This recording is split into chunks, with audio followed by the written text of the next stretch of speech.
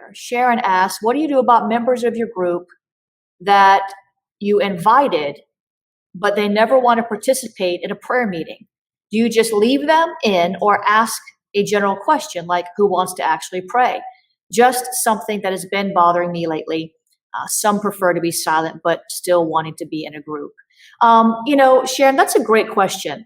And the reality is that everybody is at different levels, and not everybody wants to pray out loud. We have people in our church that they are powerful in prayer, but they won't go up to the mic in church and pray. You can't get them to. As a matter of fact, when I first started out, I didn't like to pray in front of people either. So you just have to let them come in and agree. There is so much power in agreement. So don't ask them, do you actually want to pray? Because that's going to scare them off.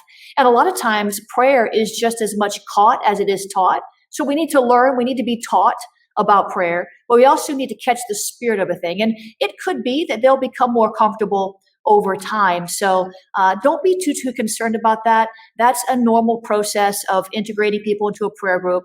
You can begin to maybe ask them for their feedback later.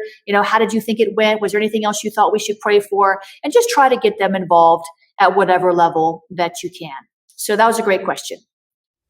Hey guys, I have good news about our prayer movement. Awakening Prayer Hubs. Well, we've made it a little easier for you to gather. We know that not all of you can gather in a church or even in a home. We've got prison prayer hubs as well, but not all of you are in prison ministry. And so we have now made a way. We call them e-hubs. Those of you who want to have groups on Facebook to gather intercessors and pray, those of you who want to pray on the phone or by some other digital means, maybe it's a WhatsApp group, maybe it's some other digital platform that you all like to use. We still want to facilitate that. We still want to cover that. We still want to help you gather and mobilize and train prayer warriors, intercessors, watchmen, you name it. We're here for you. I want you to go to awakeningprayerhubs.com and find out more about our e-hubs. There's a lot of videos there that you can watch about the prayer movement, questions and answers that many people have about prayer